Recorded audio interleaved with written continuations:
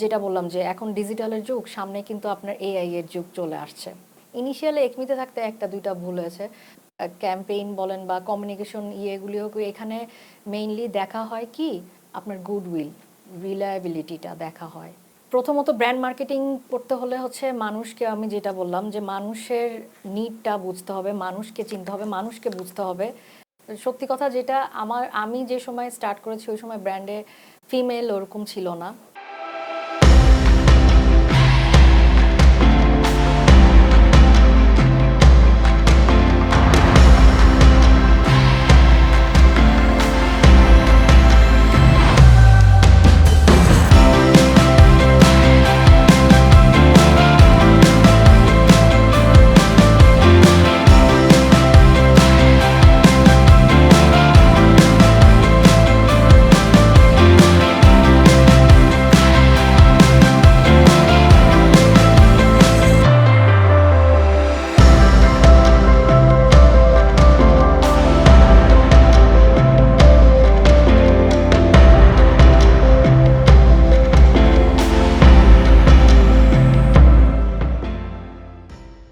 আমি আপন হাসান, সবাইকে স্বাগত জানাই আজকের এশোতে।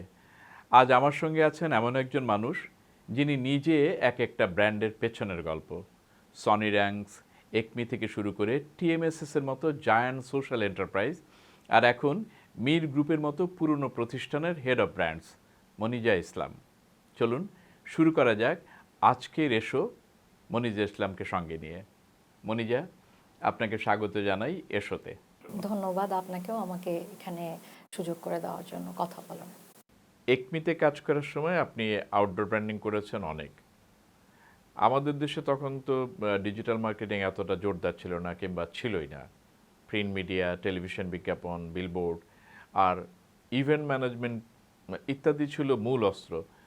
তো সেই দিনগুলোর তুলনায় এখনকার মার্কেটিং জগৎ সম্পর্কে আপনার মন্তব্য কী হবে? আমি একমিতে 2009-এ ব্র্যান্ডিংয়ে জয়েন করেছিলাম, অলমোস্ট 15 ইয়ার্স ব্যাক। তখন ব্র্যান্ডিং বলতে অনেস্টলি যেটা ছিল যে এটিএল বিটিএলটাও সেভাবে সবাই ভাবতো যে একটা অ্যাড বানানো হবে, সেটা টিভিতে যাবে, আর খুব বেশি হলে বিটিএল এর মধ্যে বা এটিএল এর যেগুলি আমরা বিলবোর্ড মানে যেটাকে ভাবি, তো এছাড়া বাইরে কিছু ছিল না। আর আমি মেইনলি ওখানে কাজ করতাম হচ্ছে প্রোডাক্ট রিসার্চ, প্যাকেজিং, কিভাবে এক একটা প্রোডাক্ট আসবে সেগুলিকে আপনার ওটা ডিজাইন করা, প্রোডাক্টগুলিকে মার্কেটে লঞ্চ করা, মার্কেট রিসার্চ করা, ডিমান্ড, তো এই কাজগুলি মেইনলি করা হতো। আর এছাড়াও হচ্ছে ওটার অ্যাড বানানো টিভিতে। তো ওরকম কোনো কাজই ছিল না এখন যেরকম বিভিন্ন ধরনের digital, social media, influencer marketing, ওখানে ওই সময় ওইগুলি কিছুই ছিল না। আমরা ব্র্যান্ডিং মার্কেটিং বলতে ভাবতাম যে হয়তো ডিলারদের একটা অফার দিলাম, ডিলার ওই প্রমোশনের জন্য, সেলস প্রমোশন, আর হচ্ছে অ্যাড ট্যাড এগুলি নিয়ে ছিল। তো সেই সময় থেকে এখন কি ব্র্যান্ড মার্কেটিং অনেক পাল্টে গেছে মনে হয়? অনেক অনেক কিছু। আগের ওই টাইমটা যেটা ছিল যে ওয়ান ওয়ে কমিউনিকেশন ছিল, কনজিউমারদের সাথে আমাদের ওরকম ইন্টারাকশন ছিল না। আমরা যে ফিডব্যাকটাও ঠিকমতো পেতাম, বলতে যে আচ্ছা একটা অ্যাড টিভিতে রান হচ্ছে, তো সেটা দেখা, কিন্তু এটা ব্যাপারে বা এটা রিভিউজ এগুলি ওয়ার্ড অফ মাউথ, যেটা মানুষ বলতো যে হ্যাঁ ঠিক আছে ওই অ্যাডটা দেখেছি, কিন্তু কতটা মানুষ দেখলো ওইরকম পরিসংখ্যানটা আমরা জানতাম না। কিন্তু এখন যেটা এই ডিজিটাল এরাতে, ডিজিটাল মার্কেটিং বা অনলাইন যেটা, তো এখানে তো আমরা সব কিছুই টু ওয়ে কমিউনিকেশন, মানুষের একটা ফিডব্যাক পাওয়া যায়, তারপরে মানুষজনের সাথে আমরা সরাসরি ইন্টারঅ্যাক্ট করতে পারি। আমাদের এখন যেমন ডিজিটাল চ্যানেলের যে ইস্যুগুলি, যে আমাদের কোনো একটা ক্যাম্পেইন যদি আমরা রান করি বা প্রমোশন করি, সেগুলো তো সব মিডিয়াতেই যায়, এটিএলে যায়, বিটিএলে যায়, সোশ্যাল মিডিয়াতে যায়। আমরা দেখি যে সব থেকে আমরা ফিডব্যাক এবং ইন্টারাকশন পাই থ্রু সোশ্যাল মিডিয়ায়। ওখানে লোকজন এসে কমেন্টস করে, বিভিন্ন জানতে চায় ক্যাম্পেইন সম্পর্কে, বিভিন্ন অফার সম্পর্কে। তখন আমরা ওটা তো বিভিন্নভাবে ক্যালকুলেট করা যায় যে কতখানি লোকজন ওটা রেসপন্স করছে, রেসপন্স রেটটা ইজি। কিন্তু আপনার এটিএল বিটিএল আগেকার ওরকম আমরা হয়তো কিছু পরিসংখ্যান করে কিছুটা আমরা গেস করতাম, কিন্তু এখনকার মাছ মানে ইনফরমেটিভ খুব এখন। আপনার কাছে কোন মিডিয়া বেশি স্ট্রং মনে হয় এখন? ডিজিটাল মিডিয়া নাকি ট্র্যাডিশনাল মিডিয়া?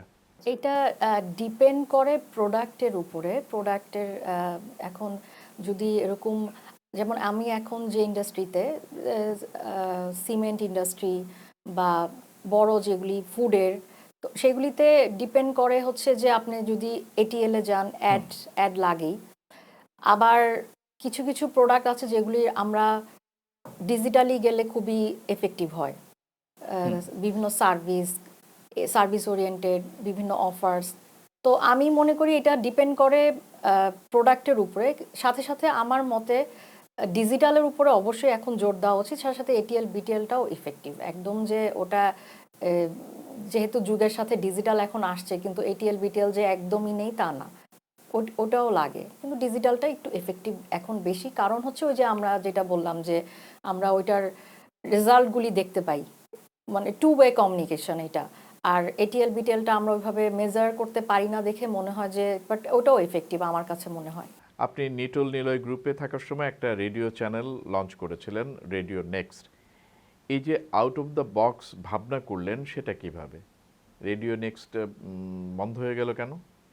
রেডিও নেক্সটের আমাদের নিটোল নিলয় গ্রুপে মেইনলি তো এটা হচ্ছে অটোমোবাইলস, লাইফস্টাইল, ইলেকট্রনিক্সের বিভিন্ন কনসার্ন নিয়ে আমরা কাজ করতাম।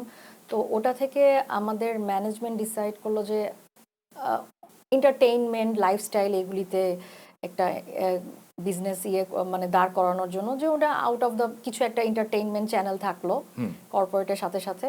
ওই চিন্তা থেকেই ম্যানেজমেন্টের ডিসিশন ছিল যে একটা আমাদের রেডিও চ্যানেল ওপেন হবে।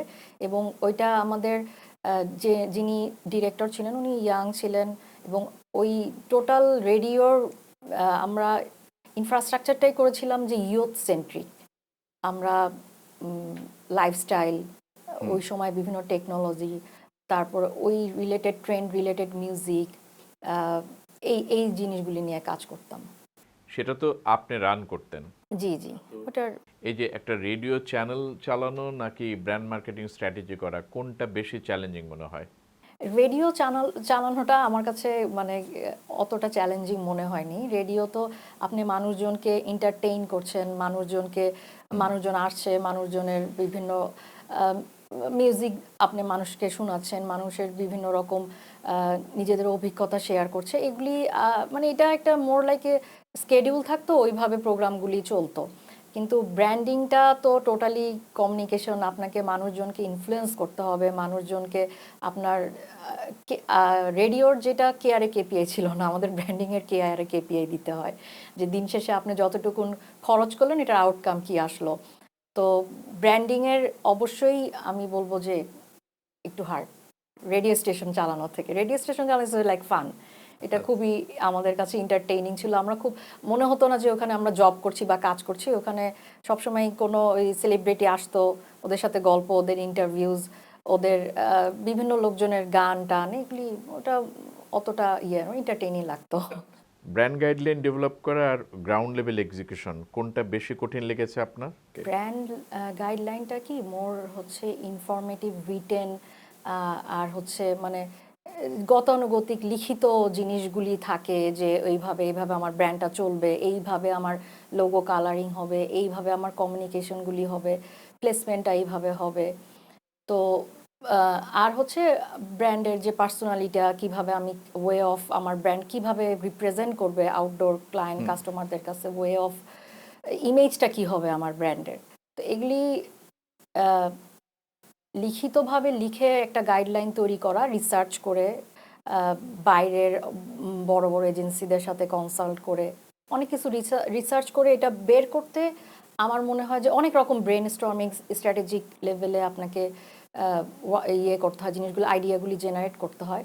কিন্তু এক্সিকিউশনটা আমার কাছে মনে হয় আরও কঠিন।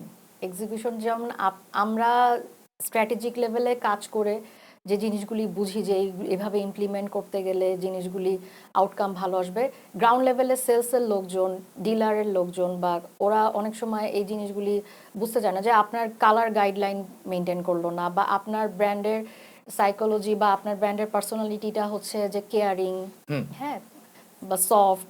তো এই জিনিসগুলি ওরা ওরকমভাবে আপনি খুবই একটা সফিস্টিকেটেড ব্র্যান্ড লঞ্চ করলেন, কিন্তু আপনার ডিলার ওইভাবে কেউ এটা ট্রিট করলো না। তো এই জিনিসগুলো ইমপ্লিমেন্টেশনে খুবই মানে আমার কাছে মনে হয় যে ট্রেনিং করতে হয়, বলতে হয় যে কেন এগুলি আমার পার্সোনালিও আমি অনেক জায়গায় দেখেছি যে আমার ব্র্যান্ড গাইডলাইন আমি আমার সেলস ফোর্সকে আমার আদার্স যারা শেয়ার হোল্ডার আছে ওদেরকে বলার পরও আমরা তো ডিলারশিপ বিভিন্ন জায়গায় ডিলারশিপ দেই, তো সেখানে আমাদের স্টোরের তো ব্র্যান্ডিং করতে হয়, তো আমরা যে সাজিয়ে দিয়ে আসি একভাবে, তারপরে 2 মাস পর আমরা আবার যখন ভিজিটে যাই দেখবো যে ওটার কিছুই নেই, কোনো কিছুই ঠিকঠাক মতো মানে গাইডলাইন কোনো কিছুই মেনটেন হয় না। এক্সিকিউশনটা একটু মানে কষ্টসাধ্যই, মানে সবসময় ওইটাকে লুক আফটার করতে হয় না হলে, এবং ট্রেনিং দিতে হয় আপনার লোকজনকে, সেলস চ্যানেলকে, তারপর ডিলারদের, সব সব জায়গায় ওটা ট্রেনিং, এবং সবসময় বলতে হয় যে কেন এটা দরকার আপনার, এবং সবার যদি একই রকম ব্র্যান্ডিং বা একই রকম ইমেজ না থাকে এক এক জায়গায়, তো এই জিনিসগুলো আমাদের ব্র্যান্ডের জন্য খারাপ। এই বিভিন্ন আমরা এরকম প্রোগ্রাম করে থাকতাম, আর আমাদের ভিজিটে যেতে হয় ব্র্যান্ড থেকে, যেটা সবসময়। এই দুটোর মাঝে যে গ্যাপ আছে সেটা কি সবসময় মিনিমাইজ করা সম্ভব হয়? ওই যেটা বললাম যে আমাদের আমাদের টিম থেকে প্রত্যেক মান্থলি একটা ভিজিট রাখি, যে আমাদের যে গাইডলাইনগুলি দিয়ে দেওয়া হয়েছে সেই অনুযায়ী জিনিসগুলো ইমপ্লিমেন্ট হচ্ছে কিনা। আমাদের সোশ্যাল মিডিয়াতে তো আমরাই সবসময় দেখি যে আমাদের লোগো স্ট্রাকচার বা আমাদের ইমেজ, এই ওয়ে অফ কমিউনিকেশন, আমি আমার ইমেজটাকে দাঁড় করালাম কেয়ার বা লাভিং ইয়েতে, কিন্তু কমিউনিকেশনে আমরা দেখা যায় এজেন্সি চেঞ্জ হয়, তো ব্র্যান্ড গাইডলাইনও দেখা যায় যে এজেন্সি এসে নিজেদের মতো করে ওইটা কাস্টমাইজ করতে চায়। দেখা গেল হঠাৎ করে কেয়ার গিভেন থেকে স্ট্রং পার্সোনালিটিতে চলে গেল। তো এই জিনিসগুলো সবসময় ফলো আপ করতে হয় যে না, আমার ব্র্যান্ড গাইডলাইন, আমার ওয়ে অফ টক, আমার এই এই জিনিস এইভাবে যাবে, তো সবসময় এগুলি লুক আফটার করতে হয়। এবং কমিউনিকেশন যেটা, যে আমার ব্র্যান্ড পার্সোনালিটি, ব্র্যান্ডের গাইডলাইন, এই জিনিসগুলি বলা সবসময়, যে মেনটেন করা।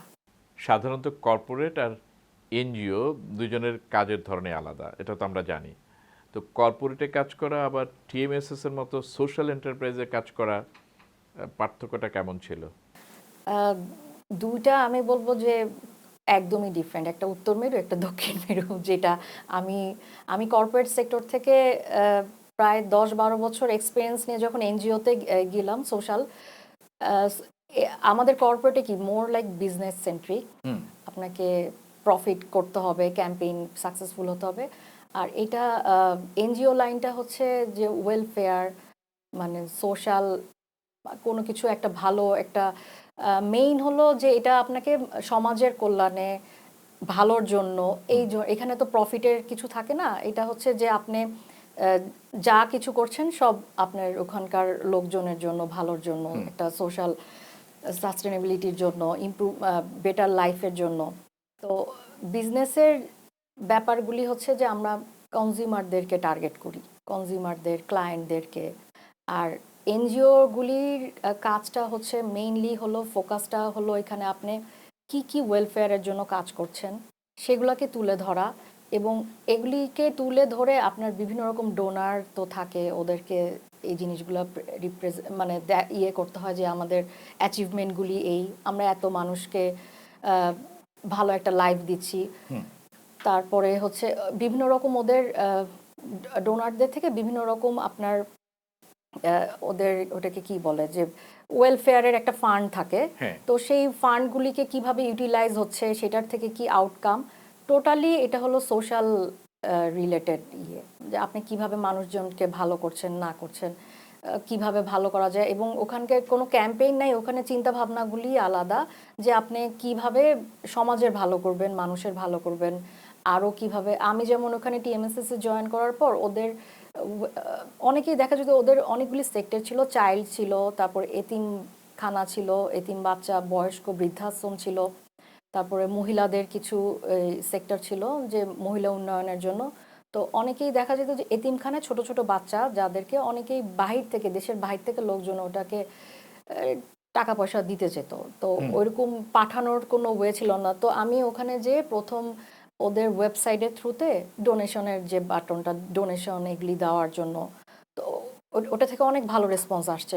অনেকেই আমরা ওই স্টোরিগুলি শেয়ার করতাম অ্যাজ এ ব্র্যান্ড পার্সন হিসাবে। আমার ওখানে কাজ ছিল যে একটা এতিমখানায় কিভাবে আপনি একটা বাচ্চাকে কিভাবে আপনি ডোনেশন দিয়ে ওর লাইফটা বেটার করতে পারেন। এটাও এক ধরনের ক্যাম্পেইনই, কিন্তু আপনার একটা মানুষের জন্য করছেন, একটা ওয়েল বিং, মানে একটা মানুষ যাতে ভালো একটা লাইফ পায় সেটার জন্য করছেন। তো এই এই জিনিসগুলো আমরা স্টোরিগুলি ছোট ছোট স্টোরি আকারে, স্ট্যাটিক পোস্ট আকারে ছোট ছোট ভিডিও করে আমরা পোস্ট করতাম এবং বুস্ট করতাম যারা বড় বড় দেশের বাইরে চায়, দেশের জন্য অনেক কিছু করতে পারে না। তো ওইরকম টার্গেটিং করেও আমরা অনেক ট্যাডও করেছি। তো আমাদের ওয়েবসাইটের থ্রুতে আমরা অনেক ডোনেশন পেয়েছি ডোনারদের থেকে, বাইরের দেশের বাইরের কান্ট্রিতে, যা এই বাচ্চাটাকে আমি পড়াবো বা এই বাচ্চাটার স্পন্সর আমি হব। তারপরে বয়স্ক এতিম, বয়স্ক যারা একটা বৃদ্ধাশ্রম আছে ওখানেও অনেকেই ডোনার, স্পন্সরশিপ এগুলি দিয়েছে।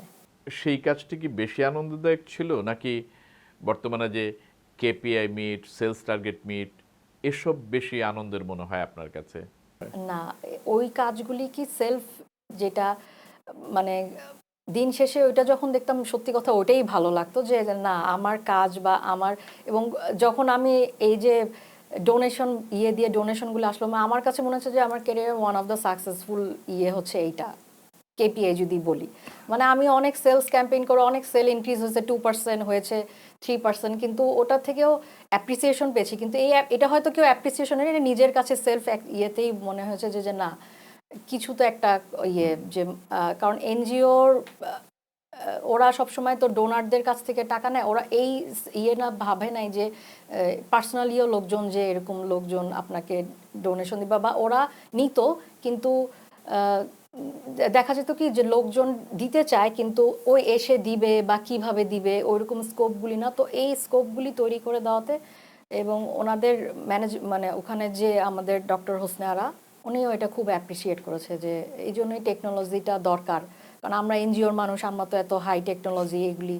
তো এটা তারপর ওখানে আমরা বিকাশ নাম্বারও চালু, হোয়াটসঅ্যাপেও কানেক্টেড, অনেক কিছুই ওখানে ইন্টিগ্রেট করেছিলাম। মানে আমার যেগুলি নলেজ বা ব্র্যান্ড বা কমিউনিকেশন থেকে আইডিয়া ওখানে চেষ্টা করেছিলাম ইমপ্লিমেন্ট করা, এবং ভালোই ছিল ফিডব্যাক। মির সিমেন্টে আপনি dealer management, PR content, digital optimization সব কিছু ওভারসি করছেন। আপনার তো অনেক কাজ। তা কোনো একটা টিপিক্যাল ডের কাজগুলো কিভাবে সমন্বয় করেন? আচ্ছা, সব তো আমি একা করি না, আমার টিম আছে, আমরা 3-4 জনের টিম। তো আহ, যেটা হচ্ছে ডিজিটাল থেকেই শুরু করি, যেহেতু এখন ডিজিটালেই মেইন সব কিছু আমরা ফোকাস করি। ডিজিটালের হলো একটা মান্থলি ক্যালেন্ডার থাকে, আমরা এটা মানে মাসের প্রথমেই ওইটা আমরা ঠিক করে নিই যে আমাদের কমিউনিকেশনগুলি এই মাসে ক্যাম্পেইন কি যাবে, আমি কি কমিউনিকেশন করব আমার ডিলারদের সাথে, আমার কনজিউমারদের সাথে। তো এই প্ল্যান অনুযায়ী আমরা ডিজিটালের স্কেডিউলটা সাজিয়ে ফেলি। তো ওইটা আমাদের প্রবলেম হয় না, সোশ্যাল মিডিয়ায় সবগুলোতেই যায়, কোনো ক্যাম্পেইন থাকলে ওইটা রান করি। এবং ওইটার কেপিআই এর জন্য তো আপনার গুগল অ্যানালিটিক্স, ফেসবুকের ডেটা, যেটা খুবই জানেন যে ইজিতেই গেট করা যায়, ওটা অ্যানালিটিক্স আমরাই বের করি দিন শেষে যে কীরকম ফিডব্যাক হলো। আর পিআরটা একটু স্ট্র্যাটেজিক, যে আপনি, এবং রিস্কিও পিআর হ্যান্ডেল করা। আমার কাছে মনে হচ্ছে যে এটিএল বিটিএল ডিজিটালের থেকে পিআর ইজ ভেরি রিস্কি, কারণ আপনি আমার কাছে মনে হয় আগুনে হাত দেওয়ার মতো। জার্নালিস্ট, মিডিয়া হ্যান্ডেল করা আমাদের দেখা যায় যে ডিরেক্ট আমরা যদি কারো কাছে যে পিআর করি, অ্যাড চাবে, আবার এজেন্সি, মানে অনেক রকম হ্যাসেল হয় পিআরে। আবার আপনি একজন ভালো নিউজ করলে আরেকজন কোনো কারণে নেগেটিভ নিউজ চলে আসলে, তো পিআরটা একটু মানে স্ট্র্যাটেজিক্যালি হ্যান্ডেল করতে হয়। তো পিআরেরও সেম, যে আমার পিআরটা আমরা মান্থলি করি না, এটা ইয়ারলি একটা স্ট্র্যাটেজি তৈরি করি, যে আমার কোন কোন পেপারে কি কি বিভিন্ন রকম নিউজ যেগুলি যাবে সেটা। এছাড়াও আমাদের ওভারঅল কোম্পানির যে ইমেজটার জন্য ওইটার স্টোরি একটা আর্টিকেল যায়, ওপেড যায়, স্যারদের ইন্টারভিউজ যায়। তো ওইগুলো স্ট্র্যাটেজিক্যালি ভাগ ভাগ করা থাকে, যে 2 মাস 3 মাসে আমি এটা করব এইভাবে। এবং টাইম টু টাইম প্রত্যেকটা মিডিয়ার এবং প্রত্যেকটা কম্পিটিটরের কে কি চ্যানেলে কি পিআর করছে, কি অ্যাডভার্টাইজমেন্ট করছে, ওইটারও রিপোর্ট সবসময় আপনাকে ভালো মানে নিজে ভালো থাকতে হলে আপনার কম্পিটিটরকে আগে জানতে হবে। তো ওটাও আমরা প্রথম কাজ আমি যেটা করি সবসময় কম্পিটিটর অ্যানালাইসিস করি, এবং এভরিডে আমি কাজ স্টার্ট করি, বিভিন্ন পেজে যাব কম্পিটিটরদের কে কি করলো, কে কি পিআর করলো, এবং পিআর থেকেও আপনার একটা রিপোর্ট দেয় টিম আছে, যে কার কি নিউজ গেল, কার কি কোম্পানি সম্পর্কে কি কি ইমেজ যাচ্ছে, কে কি অ্যাক্টিভিটিস করছে, এটা আমাদের কাছে নিউজ আসে। তো ওই অনুযায়ী আমরা স্ট্র্যাটেজিক প্ল্যান করি। আর ডিলার এন্ডের ব্যাপারটা হচ্ছে কন্টিনিউয়াস প্রসেস, সবসময় ডিলারকে সবসময় হ্যাপি রাখতে হবে। এদের কখনো লিফলেট লাগে, এদের কখনো গিফট আইটেম লাগে, এদের কখনো ড্যাংলার লাগে। তো এটা ডে টু ডে রিকোয়ারমেন্টের উপরে আমরা তো প্রত্যেকটা ডিলারকে মাসের প্রথমেই যা যা রিকোয়ারমেন্ট থাকে দিয়ে দিই। এছাড়াও ডিলারদের সাথে আমরা দিনের মধ্যে একটা টাইম থাকে যে আমরা ফোন করে কথা বলি ডিলারদের, বড় বড় ডিলার যারা আছে কমিউনিকেশন রাখি যে আপনার কোনো প্রবলেম কিনা, এই ক্যাম্পেইনটা যাচ্ছে এটা আপনি জানেন কিনা, বা এটার ফিডব্যাক কি, সেল কেমন, এগুলিও আমরা নেই। কারণ at end of the day আপনার ক্যাম্পেইনটা সাকসেসফুল হচ্ছে কিনা এটা ডিলারের কাছ থেকে জানা যায়, কারণ ওরা ডিরেক্ট কনজিউমারদের সাথে রিলেটেড এটা। আর এটিএল যেটা, এটিএল তো এখন সত্যি কথা এটিএলটা একটু কমই হয়। এই মেইনলি এখন বেশি আমার কাছে আমাদের কাজ করা হচ্ছে এখন ডিজিটাল এবং পিআর। তো ডিজিটাল টিম কি নিজস্ব নাকি আপনারা কোনো এজেন্সি ব্যবহার করেন? এজেন্সি, এটা Agency এটা ব্যবহার। বোথ ইয়েতে, যেমন আমরা টার্গেটিংটা করি, মিডিয়া বাইং করি নিজেরাই।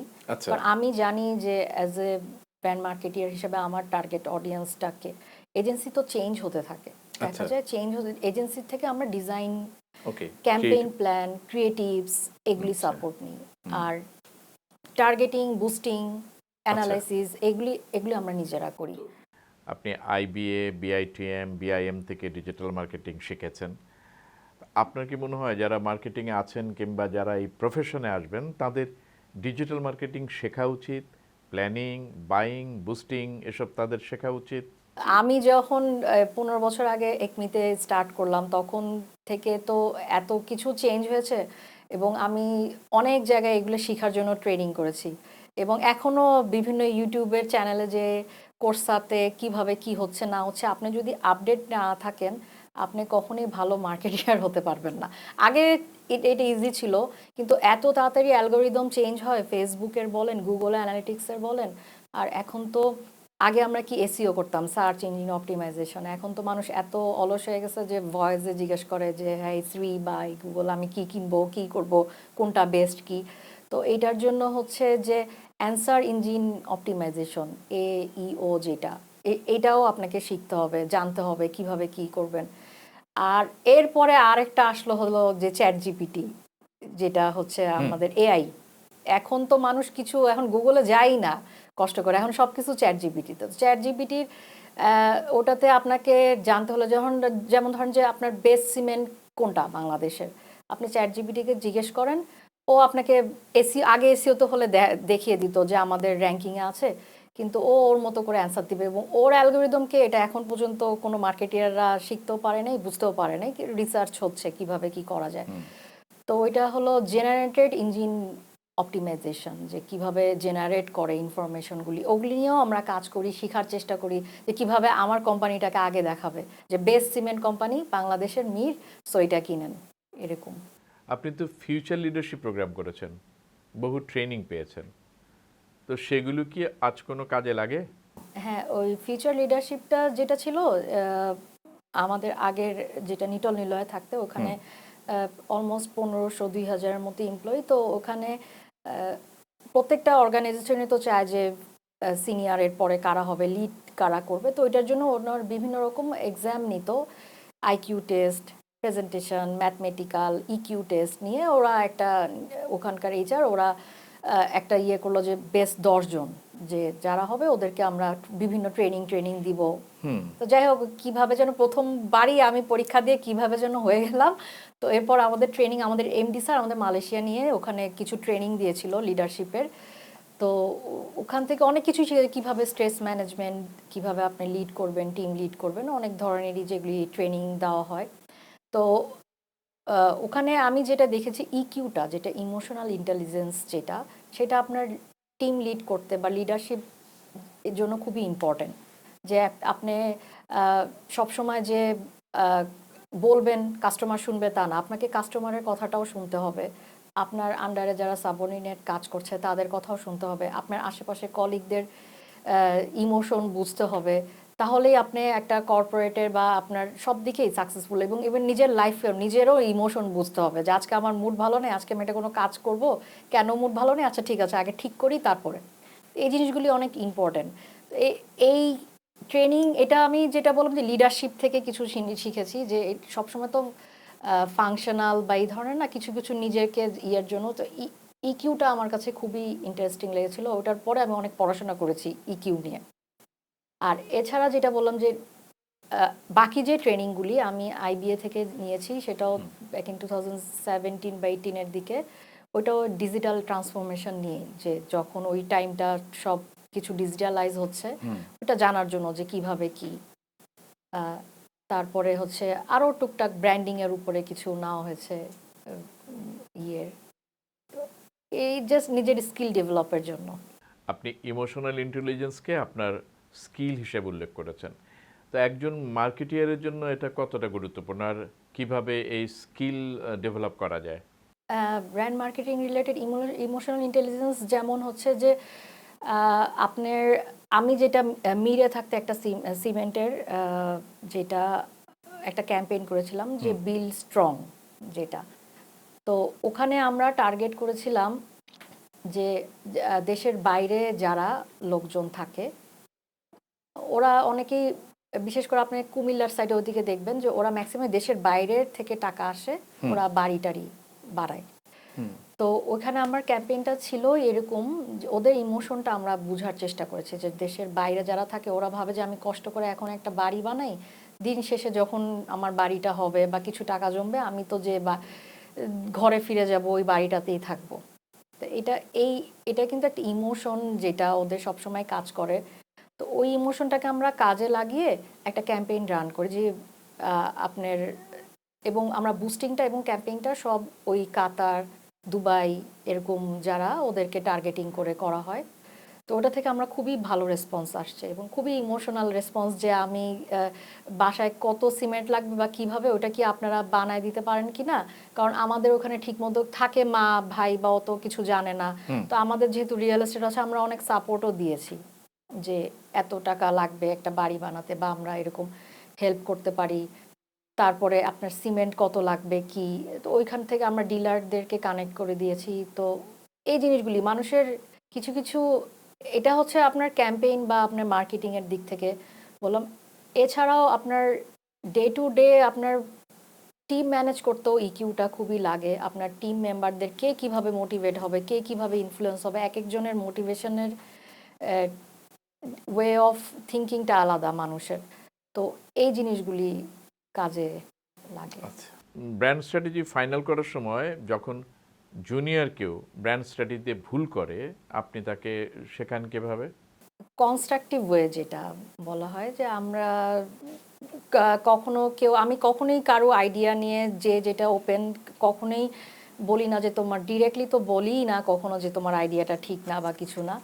তো আলোচনা, আর সত্যি কথা কি, যারা ব্র্যান্ডে আছে কারো আইডিয়াই আমার কাছে মনে হয় না যে কেউ না কোনো কোনো কিছু একটা রিজন দিয়েই তো চিন্তা করে। তো আমার জুনিয়র যারা, তারা, আমরা সব কিছুই ওপেন ডিসকাশনের থ্রুতে করি, থ্রু কমিউনিকেশন। তো ওরা যদি উল্টাপাল্টা বা ওরকম কিছু দেয়ও না, যদি কখনো বলে কনস্ট্রাকটিভ ওয়েতেই বলি যে ঠিক আছে তুমি এটা চিন্তা করেছো, ঠিক আছে আরও দুই একটা এক্সাম্পল, আর একটু কিছু ব্রেন স্টর্মিং করো, বা আরও আমি কিছু এক্সাম্পল দিই, আমার কাজের এক্সাম্পল দিই, বা এটা হতে পারে, এই ধরনের বিভিন্ন রকম এক্সাম্পল দিয়ে তখন আবার মানে কখনো ডিরেক্টলি আমার কাছে মনে হয় যে ক্রিটিসাইজ করা ঠিক না। আপনি কি কাজ করার সময় টিম মেম্বারদের আগে বুঝতে চান, নাকি আগে তাদেরকে আপনার লক্ষ্য কি সেটা জানাতে চান? আমরা হচ্ছে প্রথমে আমাদের যখন কোনো একটা কিছু ক্যাম্পেইন প্ল্যান বা এরকম স্ট্র্যাটেজি মেকিং এর হয়, তো আমরা টিমে, আমরা 6-7 জন যেটাই হয়, আমরা বসে আগে হচ্ছে মেইন এটার ফোকাসটা কি এবং এটা থেকে কি অ্যাচিভ করতে চাচ্ছে, সেই জিনিসটাকে পয়েন্ট আউট ধরে আমরা বিভিন্ন ডিসকাশন, ওপেন ডিসকাশন করি যে এইভাবে ক্যাম্পেইনটা করা যেতে পারে। বা হচ্ছে যে সবার কাছ থেকেই আইডিয়া চাওয়া হয় যে কিভাবে আপনি কিভাবে থিঙ্ক করছেন বা কিভাবে। তো সবাই মিলে কম্বাইন একটা ডিসকাশনের থ্রুতেই আমরা আসি, এবং সবার কাছ থেকেই কিছু না কিছু ইনপুট নেওয়া হয়, সবার কাছ থেকেই বিভিন্ন আইডিয়া আসে। যে ডিজিটালে, সে ডিজিটালের থেকে কিভাবে ক্যাম্পেইনটা দিবে সে ওইভাবে দেয়। আমাদের বিটিএল অ্যাক্টিভেশনের জন্য ডিলার এন্ড থেকে জিনিসগুলি কিভাবে অ্যাক্টিভেট হবে, কিভাবে ইমপ্লিমেন্ট হবে, কিভাবে ইন্টিগ্রেশন হবে কাজগুলি, সেটা মিলেই আমরা কোনো একটা স্ট্র্যাটেজি করি। আর মেইন যে ফোকাসটা থাকে একটা সাকসেসফুল ক্যাম্পেইনের, সেটা হচ্ছে আপনি যদি সমন্বয় না করেন সব কিছু, ওটা কখনোই সাকসেসফুল হবে না। শুধু ডিজিটাল দিয়ে আপনি ডিজিটালি করলেন, কিন্তু ওটা আপনি ফিল্ড লেভেলে এক্সিকিউশন না করলে ওটা কখনোই ফ্রুটফুল হয় না। তো আমরা সবসময় চাই 360 ডিগ্রি সব কিছুই করতে, যে বিটিএলও থাকুক, এটিএলও থাকুক, ডিজিটালও থাকুক। এআই, অটোমেশন, এগুলো কি ব্র্যান্ড মার্কেটিংকে রোবোটিক করে ফেলছে, নাকি আপনার কাছে মনে হচ্ছে এগুলি মানবিক একটা বিষয়? একটা থিওরি ছিল ব্যাক ইন 2010-এ, এটা আপনার অনেকেই তখন বলা হচ্ছিল যে আহ, আজ থেকে 20 বছর পরে আপনার মানুষের যে আমরা ক্রিয়েটিভস যেগুলো ডিজাইন করি এগুলি সব এআই জেনারেটেড হবে। এআই তো তখন বলে নেই, সব হচ্ছে ইন্টারনেট থাকবে না, সব ইন্টারনেট থাকবে না, সব কিছু রোবোটিক্স হবে, এটা বলতো। তো এটা নিয়ে তখন ওই সময় খুবই কথাবার্তা হয় ইন্টারনেটে। তো এরপরে 16-17 সালে বলে না না এগুলি এরকম কিছু না, কোনো ইয়ে না। কিন্তু আমরা কিন্তু 2021-22-এ এসে দেখলাম যে আসলেই সব কিছু এআই দিয়ে হচ্ছে। আপনি জানলে অবাক হবেন, এখন ওয়ার্ল্ডের 25% স্ট্যাটিক পোস্ট এআই দিয়ে জেনারেটেড হচ্ছে অলমোস্ট। আর 60, মানে আমরা যে ক্যাপশন বা এগুলি লিখি, যে প্রম্পটসগুলি সব ম্যাক্সিমামই আপনার হচ্ছে 60%-এর উপরে সব এআই দিয়ে লেখা হচ্ছে। আর বাংলাদেশে তো আমার মনে হয় 80%-এ চলে গেছে সব কিছুই এখন দেখি এআই। তো আহ, এই এআইটা আপনার আস্তে আস্তে মানুষের ক্রিয়েটিভিটি, আমার যেটা মনে হয় যে নষ্ট করে ফেলতেছে। মানে এত বেশি ডিপেন্ডেবল হওয়া উচিত না এআই এর উপরে। তো এবং আপনি, আমরা যেটা মানুষ যেটা ক্রিয়েট করতে পারবো, এআই কখনোই ওটা পারবে না। এআই কি করে? এআই হলো অনেকগুলি ডাটা একসাথে সমন্বয় করে, যেটা এক্সিস্টিং জিনিসটাকে ও একসাথে কম্বাইন করে একটা কিছু ইনপুট দেয়। ও কিন্তু নতুন কিছু ক্রিয়েট করতে পারে না। নতুন কিছু ক্রিয়েট করতে হয় হিউম্যানই। তো ওইটার জন্য যেমন আহ, একটা এক্সাম্পল বলি, যে আপনার জাপানে একটা আইসক্রিমের ব্র্যান্ড ছিল। তো আমি ধরেন একটা এআই কে বললাম একটা আইসক্রিমের ক্যাম্পেইন করে দাও। হ্যাঁ, ও এআই কি করবে? এআই ওই জেনারেটেড বলবে যে এই অ্যাড বানাও, এই ক্যাম্পেইন করো, এই অফার দাও, এই করো। তো এখন একটা জাপানে আপনার একটা আইসক্রিমের ওরা মনে হয় 1 সেন্ট বা 2 সেন্টের মতো ওরা প্রাইস বাড়ায়। তো ওইটার জন্য ওরা কমিউনিকেশনটা এরকম করেছিল যে সবার কাছে ওরা, মানে একদম সিইও লেভেল থেকে শুরু করে ম্যানেজারিয়াল সবাই যে হাত জোর করে ওরা সরি বলছে যে আমরা আর পারলাম না, আমরা 1 পয়সা করে বা 1 সেন্ট করে আমরা আমাদের আইসক্রিমের প্রাইসটা 5 থেকে 6 বছর পর ওরা আইসক্রিমের দাম বাড়িয়েছে। তো এবং ওই ক্যাম্পেইনটা খুবই সাকসেসফুল ছিল, যে সবাই অ্যাপোলজিস করছে যে আমাদের আইসক্রিমের দাম বাড়ানোর জন্য আমরা দুঃখিত, আমরা আর পারছি না। এই যে এই জিনিসগুলো, এই ইমোশনগুলো কিন্তু মানুষেরই আসবে, এআই হবে না। তো এখন যদি আমরা কি হয়, বেশি যদি এআই এর উপরে ডিপেন্ডেন্ট হয়ে যাই, আস্তে আস্তে এই এই যে ব্রেইন স্টর্মিং, এই চিন্তাগুলা, এই ইমোশনগুলা মানুষের কি হবে, যে আসেই তো ও আমাকে গাইড করবে। কিন্তু এই জিনিসগুলি আমার কাছে মনে হয় হিউম্যান ইজ মোর ইম্পর্টেন্ট, এবং এগুলো আমাদের প্র্যাকটিস কখনোই ছাড়া উচিত না, এবং প্র্যাকটিস এর মধ্যে থাকা উচিত। আমার এআই ঠিক আছে, আমাকে হেল্প করবে, আমাকে ডেটা দিতে সাহায্য করবে, আমাকে হয়তো ইনফরমেশন এনে দিবে বিভিন্ন, কিন্তু এটা আমি যেটা করি at the end of the day, আমার যেটা আইডিয়া আমি সেটাই ইমপ্লিমেন্ট করার চেষ্টা করি, বা ওভাবে চেষ্টা করে থাকি। এআই জেনারেটেড ক্রিয়েটিভ নিয়ে কি আরো কিছু বলবেন? আমি সবসময়, আমি ইভেন আমাকে বলে যে মির্জানির একটা প্যাকেজ কিনে নেন, ওখানে দিবেন, ওখান থেকে আপনাকে স্ট্যাটিক দিয়ে দিবে। তো বা আপনি তো জানেনই এখন অনেক রকমেরই অ্যাপস আছে, ও আপনাকে বানিয়ে দিবে, আপনি খালি এক্সপ্লেনেশন দিয়ে দিবেন, ওইভাবে চলে আসবে। মানুষজন ইভেন মডেলও তৈরি হচ্ছে এআই দিয়ে।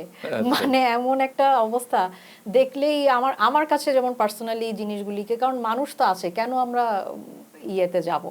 যে জিনিসটাকে আপনি মোর লাইভলি করতে পারেন, যতই এআই হোক, কিন্তু ও তো এআই। তো আমার পার্সোনালি আমি, হ্যাঁ, আমি এমন না যে এআই একদম ইউজ করি না, ডেটার জন্য আমি ইউজ করি, কিন্তু বাট আদার্স যে ইয়েতে সেটা সব কিছুই আমি এখনও ওই ট্রেডিশনালটাই ফলো করি। আপনার আশাবাদকে ধন্যবাদ জানাই। আচ্ছা, আপনি যখন 2008 সালে সনি ড্যাংসে প্রথম চাকরি শুরু করলেন তখন আপনার বয়স মাত্র 21। তো সেই তরুণ মেয়েটি কি স্বপ্ন দেখতো, আর আজকের মনিজ ইসলাম কি সেই স্বপ্নের মতো হয়ে উঠেছেন? তখন মনে হতো যে সত্যি কথা যেটা আমি যে সময় স্টার্ট করেছি ওই সময় ব্র্যান্ডে ফিমেল ওরকম ছিল না।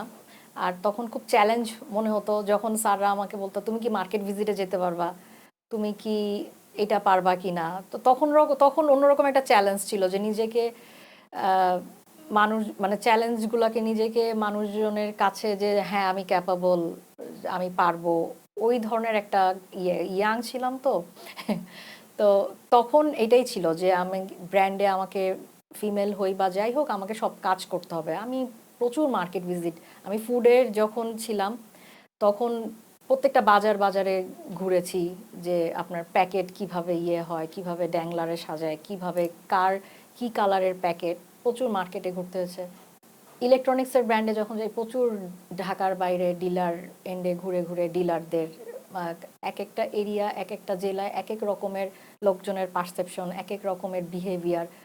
তো ওই সময়টা মনে হতো এগুলি অনেক বড় চ্যালেঞ্জ, যে নিজেকে মার্কেটে স্টাবলিশ করা, নিজেকে অ্যাজ এ ব্র্যান্ড মার্কেটার হিসেবে দেখা।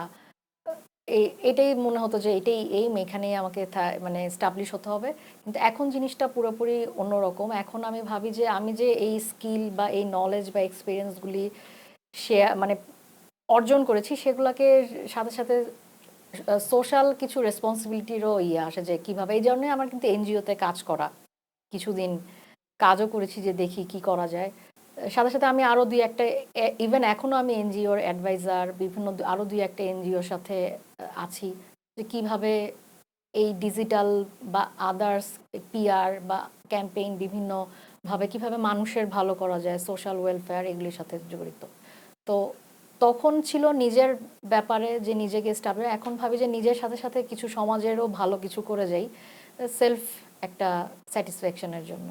এখনকার তরুণ মার্কেটিয়ারদের জন্য আপনার একটা প্র্যাকটিক্যাল পরামর্শ কি হবে?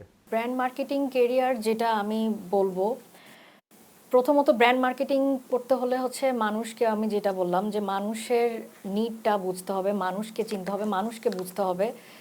ইকিউটা খুবই ইম্পর্টেন্ট, ইমোশনাল ইন্টেলিজেন্স যেটা সেটা। আর এর সাথে সাথে এখন যেটা আমাদের মেইন ব্র্যান্ডিংয়ের যেটা চ্যালেঞ্জেস হয় যে প্রতিনিয়তই বিভিন্ন রকম ট্যাকটিক্স চেঞ্জ হচ্ছে, যেটা আমি আপনাকে বললাম যে আমরা সোশ্যাল মিডিয়া শিখলাম, সোশ্যাল মিডিয়া শেখার পরে আসলো হচ্ছে আপনার গুগল সার্চ ইঞ্জিন অপটিমাইজেশন, ওটাও শিখলাম, ওটা শিখতে শিখতেই ঠিকঠাক মতো শিখতে শিখতে চলে আসলো এআই। তো এই জিনিসগুলোকে সবসময় নিজেকে আপ টু ডেট রাখতে হবে। সাথে সাথে আপনার এগুলি তো সাথে বিভিন্ন ধরনের সফটওয়্যার আছে, ওই সফটওয়্যারগুলি জেনারেট করে আপনি কিভাবে আপনার কেআরএ কেপিআই আপনার ক্যাম্পেইনের রেজাল্টগুলি কি, এই জিনিসগুলিও জানতে হবে।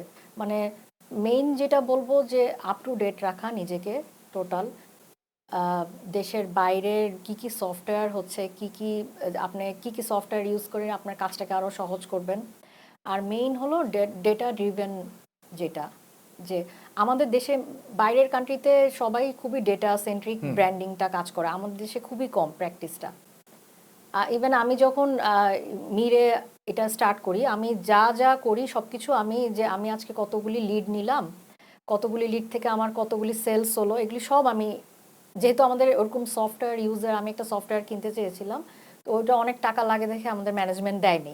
তো আমি ওই এক্সেলেই ট্রেডিশনাল ওয়েতে এক্সেলেই মেনটেন করি, সব কিছু আমার ডাটা আছে যে আমি 3 বছরে আমি কোন মাসে কাকে কোন লিড দিয়েছি, কাকে কোন লিড থেকে কোনটার আমার সাকসেসফুল লিড আসছে, কত সেল হয়েছে।